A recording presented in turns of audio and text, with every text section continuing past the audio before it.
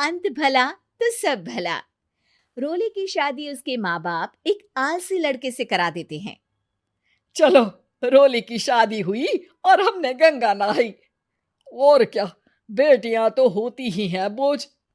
हाँ, पर अब क्या चिंता, उतार तो दिया बोझ तुमने, अब वो लोग समझे। ससुराल में रोली का पति कहता है, देखो, मैं कोई काम नहीं करता, ये बात तुम्हारे मम्मी पापा को बता दी थी मैंने। अब जो किराया आता है दुकान का, उसी से घर का गुजारा करना है। कभी भूल से भी कोशिश ना करना किसी चीज की डिमांड की। क्या मम्मी पापा को पता था कि आप कोई काम नहीं करते? और क्या, बड़ा अच्छे से पता था।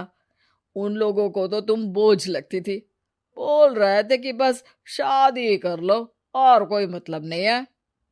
रोली को यह सुनकर बहुत गुस्सा आता है, लेकिन करती भी तो क्या, क्योंकि वो जानती थी कि उसके माता पिता ऐसे ही हैं।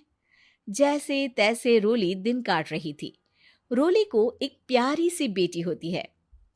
धीरे धीरे वो बड़ी होती है और उसके साथ उसकी जरूरतें भी बढ़ती जाती हैं।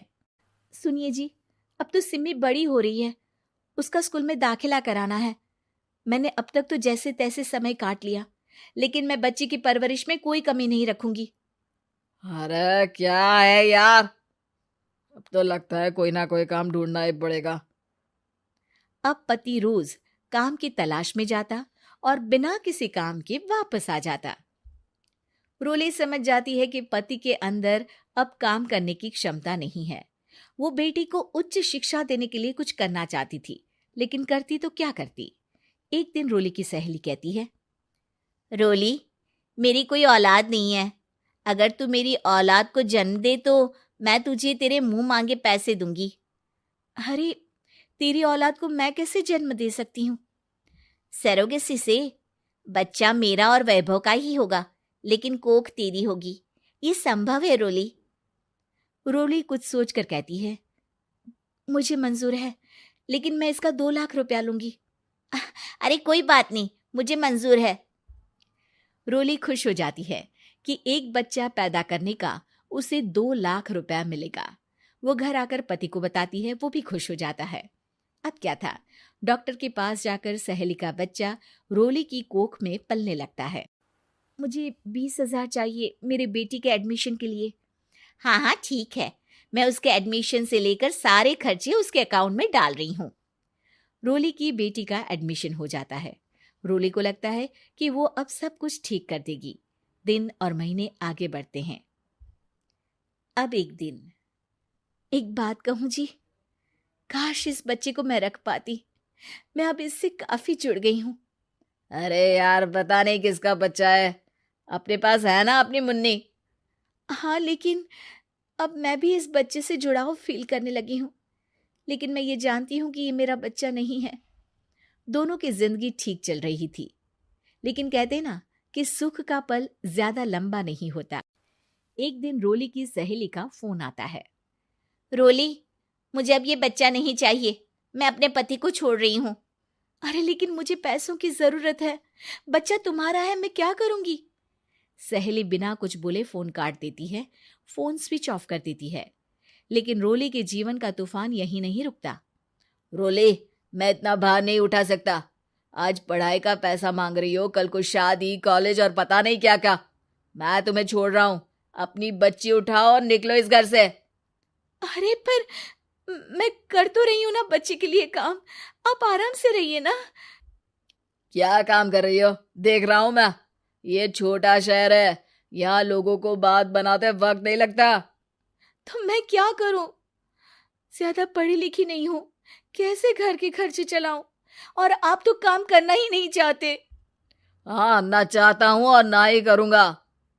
रोली को पति की बात पर काफी गुस्सा आ जाता है। ठीक है, अगर मेरे जीवन में संघर्ष ही लिखा है तो वही सही। इस वक्त पति होने के नाते आपको मेरा साथ देना चाहिए था, लेकिन नहीं, आपने तो इस हाल में मुझे घर से बाहर निकालने की बात कह डाली। देखो, ये सारी फालतू की बातों के लिए वक्त नहीं है मेरे पास। रोली, जिसकी कोख में किसी और का बच्चा था और साथ छोटी सी बेटी, पति का घर छोड़कर रास्ते पर आ जाती है। रोली के पास मायके के सिवा दूसरा कोई रास्ता नहीं होता। अरे रोली कैसी है? कितने दिनों के लिए आई है? हमेशा के लिए माँ। वो माँ को सारी बात बता देती है। ओए लड़की, इतनी हिम्मत का काम कर लिया। अरे ना ना, यहाँ कोई जगह नहीं है। तुम तो अपना बोरिया बिस्तर उठाओ और निकलो यहाँ से।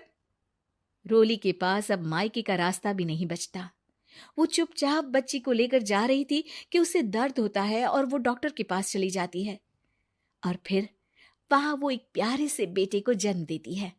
कितना प्यारा है, कितने अभागे हैं इसके माँ बाप जो इसके पैदा होने पर भी नहीं है। तभी वहां डॉक्टर आ जाती है। रोली, बच्चे के पिता तुमसे मिलना चाहते हैं। आपका बहुत बहुत शुक्रिया। मैं इस बच्चे को पालूंगा, भले ही इसकी माँ ने इसे छोड़ दिया हो, पर मैं अपनी जिम्मेदारी निभाऊंगा। तो क्या आप मुझे इसके पैदा करने के लिए जिन पैसों की बात हुई थी वो भी देंगे? हाँ, और साथ ही आप चाहें तो मेरे घर में रहकर मेरे बच्चे की देखभाल भी कर सकती हैं। मैं उसके लिए आपको सैलरी दे दिया करूंगा। रोली को लगता है कि जैसे भगवान ने उसके लिए सुकून का रास्ता खोल दिया। वो अब मुकेश के साथ उसके घर चली जाती है, जहां रहकर वो उस बच्चे की देखरेख करती है। अब मुकेश के घर को रोली अच्छे से संभाल लेती है। उसके लिए खाना बनाने से लेकर बच्चों की देखभाल और घर की देखरेख। धीरे धीरे मुकेश को रोली से प्यार हो जाता है। रोली, तुम्हारी बेटी और मेरा बेटा बिल्कुल भाई बहन की तरह साथ रहते हैं। हाँ, आखिर है तो एक ही कोख के बच्चे, अटैचमेंट तो होगा ही ना। रोली, तुमने घर और मुझे दोनों को संभाल लिया। ये तो मेरा काम है। आपने भी तो मुझे छत दी जिससे मैं अपनी बेटी की पढ़ाई और भविष्य के लिए पैसे जोड़ सकूं। अब रोली, क्या तुम मुझसे शादी करोगी? अब मैं जानता हूं तुम्हारी भी शादी कुछ खास अच्छी नहीं रही। रोली को मुकेश की बात ठीक लगती है। वो उसे हाँ बोलने की सोच ही रही होती है कि उसके पहले पति का फोन आ जाता है। रोली, मैं बहुत परेशान हूँ। मेरा एक्सीडेंट हो गया है। मैं चाहता हूँ तुम वापस आ जाओ। रोली को पुराने पति की चिंता होने लगती है। वो सोचती है कि वो क्या कर रही थी। हाँ हाँ ठीक है, मैं आ रही हूँ। हाँ रोली, आ जाओ, लेकिन बच्ची को कहीं हॉस्टल में छोड़कर आना, क्योंकि मैं नहीं चाहता कि हम लोगों के बीच फिर से वो सारी बातें हो। रोली को समझ आ जाता है कि पति आज भी सुधरा नहीं है।